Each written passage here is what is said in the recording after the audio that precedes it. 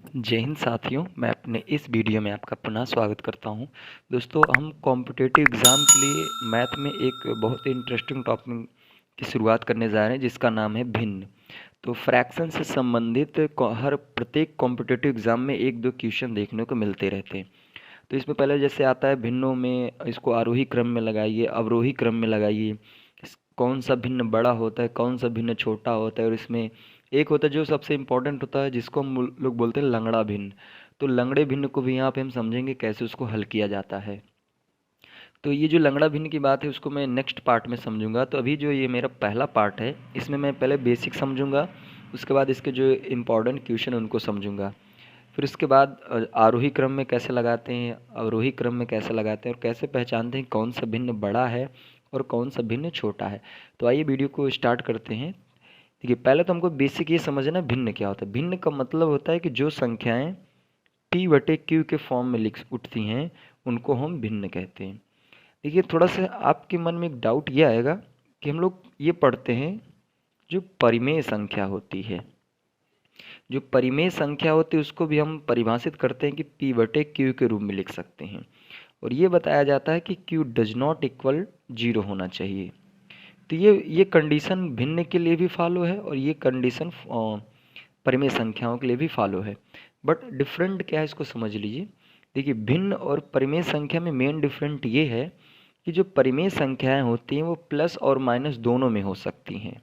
यानी कहने का मतलब मैं ऐसे लिख सकता हूँ 3/4, इस तरीके से भी लिख सकता हूँ, या फिर -5/6 भी लिख सकते हैं। यानी मतलब ये जो परिमेय संख्या होती है वो प्लस माइनस में हो सकती है, हमको कोई दिक्कत नहीं उसमें। बट देखिए, भिन्न में क्या होता है कि भिन्न की सबसे बड़ी खासियत क्या होती है कि इसमें p बटे क्यू के रूप में होगा। q डज नॉट इक्वल 0 होगा, अर्थात नीचे जो हर होता है इसका मान 0 नहीं होना चाहिए। ये शर्त तो होती, बट अंतर क्या होता है कि इसमें माइनस प्लस दोनों हो सकता है।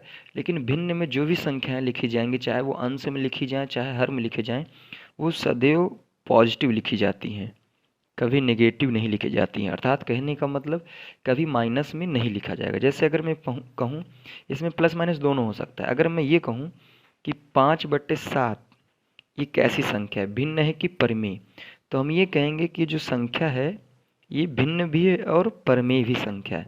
बट अगर यहाँ पे मैं माइनस लगा दिया तो इसका मतलब फिर ये संख्या परिमेय हो गई, अब भिन्न ये नहीं रही, क्योंकि भिन्न का मतलब होता है कि वो सिर्फ प्लस में होनी चाहिए, माइनस में नहीं होना चाहिए। तो ये परिमेय संख्या और भिन्न में मेन डिफरेंट है। तो आशा करता हूँ समझ में आ गया भिन्न का मतलब क्या है। भिन्न का मतलब जब संख्याएं p बटे q, अर्थात कहने का मतलब शुद्ध भाषा में समझें कि जब संख्याएं बटे के रूप में लिखी होती हैं तो उन्हीं को हम लोग बोलते हैं भिन्न, अर्थात फ्रैक्शन। तो ये कुछ बेसिक बातें थी जो हमने आपको बताने का प्रयास किया। अब हम लोग आइए क्वेश्चन की शुरुआत करते हैं और यहाँ पे समझेंगे। देखिए, यहाँ पे क्वेश्चन ये है कि कह रहा है कि निम्नलिखित में से कौन सी भिन्न सबसे छोटी है, यानी इसमें से हमको बताना है कौन सा सबसे छोटा है। इसका तरीका एक मैं आपको बता रहा हूँ, इजी तरीका। पहला काम तो यहाँ पे 10/17, 5/13, 4/5 और 9/10, इसमें से मुझे बताना है कौन सबसे छोटा है। तो आइए शुरुआत करते हैं। देखिए, तरीका ये है कि जब जब जो हर होता है वो बड़ा हो और अंश क्या हो, छोटा हो। जब हर बड़ा हो अंश छोटा, देखिए इसमें हर सभी में बड़े हैं और अंश क्या छोटे हैं, तो वहाँ पे हम क्या करते हैं, अपनी स्वेच्छा से ऊपर हम लोग अंश में एक एक जीरो लगा देते हैं। अब देखिए, हम 17 का पढ़ा कितनी बार पढ़े ताकि 100 से ज़्यादा ना जाए।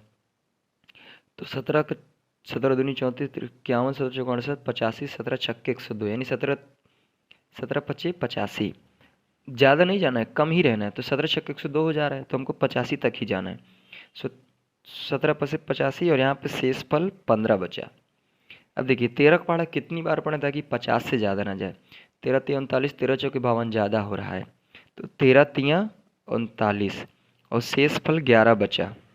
अब देखिए, 5 × 8 = 40 और 10 × 9 = 90। देखिए, इसमें कोई शेष नहीं बचा, इसमें भी कोई शेष नहीं बचा। अब हम ये देख रहे हैं कि इसमें आपको खुद ही बताना, अब इनको भूल जाइए। अब इसमें बताइए इसमें कौन बड़ा दिख रहा है। देखिए, सबसे बड़ा तो 9 दिख रहा है, इससे छोटा 8 दिख रहा है, फिर इससे छोटा ये दिख रहा है, सबसे छोटा कौन है, ये वाला। इसका मतलब जो 5/13 है ना, यही क्या है, सबसे छोटा है। अगर पूछा ये जाता है कि सबसे बड़ा कौन है, तो सबसे बड़ा फिर हो जाता हमारा 9/10। तो आशा करता हूँ ये बात आपको समझ में आई। एक तरीका मैं आपको और बता देता हूँ कैसे छोटा बड़ा पहचानते हैं। तो ये जो अंश और हर का डिफरेंट देखा करें, तो जिसका डिफरेंट सबसे ज़्यादा आता है वो सबसे छोटा होता है, और जिसका डिफरेंट सबसे कम आता है वो सबसे बड़ा होता है। तो आपके मन में एक डाउट ये आएगा कि इनका डिफरेंट 1 का है, इनका भी डिफरेंट 1 का है, तो इनको हल करने के लिए ये तरीका है। इसमें देखिए, इसमें इनका डिफरेंट 7 का है, जबकि इनमें डिफरेंट है 8 का। तो जिसका डिफरेंट सबसे ज़्यादा होता है वही सबसे छोटा होता है। तो आशा करता हूँ समझ में आया होगा। आइए इस क्वेश्चन को समझते हैं। इसमें कह रहा है कि निम्नलिखित भिन्नों को आरोही क्रम में लिखें। आरोही का मतलब बढ़ते क्रम में। तो इसके लिए तरीका हमने ये बताया कि जब हम ये देखते हैं कि जो हर होता है अगर वो बड़ा हो और अंश क्या हो, छोटा हो, तो हम अपनी स्वेच्छा से 0 लगा देते हैं। ठीक है। तो पहला काम एक चीज़ हम समझ लेते हैं, इसको हम लोग इजी तरीके से भी कर सकते हैं। आरोही का मतलब होता है बढ़ते क्रम। तो बढ़ते क्रम का मतलब पहला सबसे छोटा। तो हम ये देखें कि इनके बीच में सबसे ज़्यादा डिफरेंट किसके बीच में है।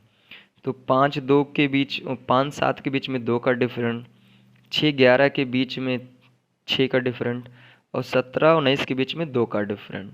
तो यहाँ पर थोड़ा डाउट हो सकता है क्योंकि 2 ऐसे लोग हैं जिनका डिफरेंट 2 ही आ रहा है। तो इसको हम लोग हल कर लेते हैं। तो देखिए, 7-7-49 यानी 1 शेष बचा, और 11-5-55, यहाँ पे शेष बच रहा है हमारा 5, और 19 का पार्ट हम कितनी बार पढ़ता है कि 170 से ज़्यादा ना जाए। तो 19 को 19 19 दूनी 29 29 57 19 76 19 25 55 19 56 14 19 27 33 19 28 52 19 9 171, ज़्यादा हो गया।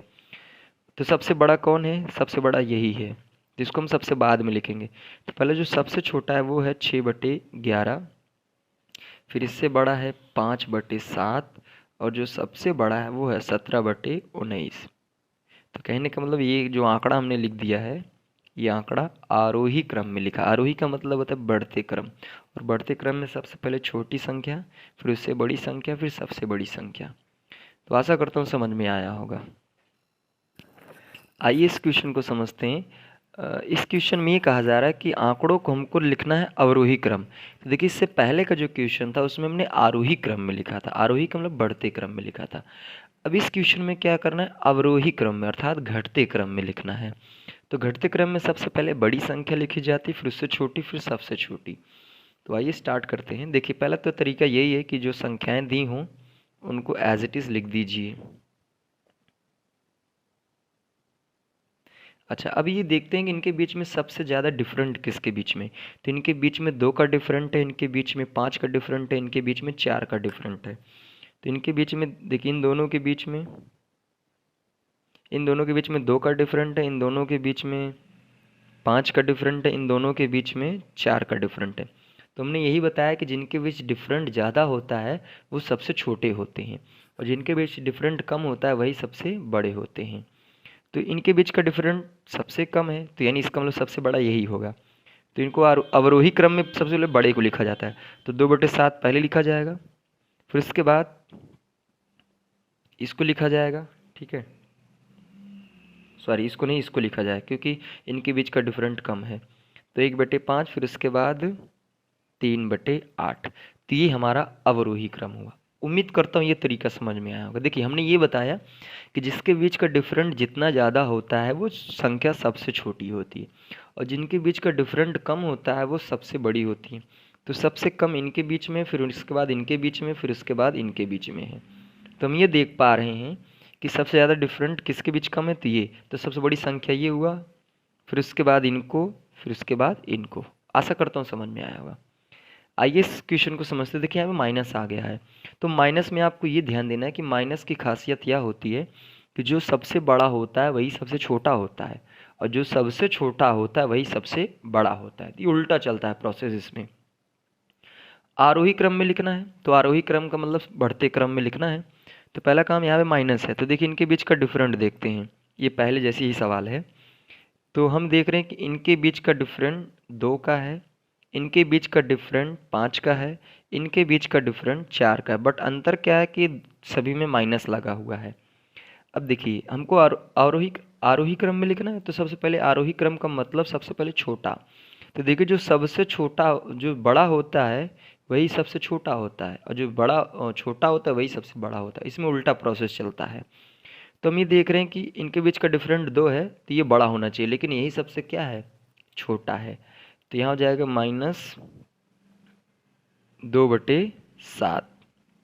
उसके बाद थोड़ा सा मिसप्रिंट हुआ, नहीं मिसप्रिंट नहीं हुआ, सही जा रहे हैं हम लोग, क्योंकि माइनस में और उल्टा चल रहे हैं ना हम लोग। तो देखिए जो ये सबसे बड़ा है और माइनस में, तो यही सबसे क्या बन जाएगा, छोटा। फिर उसके बाद इसका नंबर आएगा -1/5, फिर उसके बाद -3/8। अब देखिए इसको, और पहले इससे पहले सवाल को देखेंगे तो उसमें प्लस में दिए थे, अवरोही क्रम में लिखना था। इसमें सारे के सारे आंकड़े माइनस में दिए हैं, आरोही क्रम में लिखना है। तो ये बेसिक फंडा था। तो आशा करता हूँ यहाँ तक बात आपको समझ में आ गई। अब इसका जो अगला पार्ट आएगा उसमें हम लोग बात करेंगे लंगड़ा भिन्न। तो लंगड़े भिन्न को कैसे हल करते हैं वहाँ पे हम लोग डिटेल में हर चीज़ को समझेंगे। तो अब इजाज़त दीजिए, हम लोग आगे मिलेंगे नेक्स्ट वीडियो में। तब तक के लिए जय हिंद।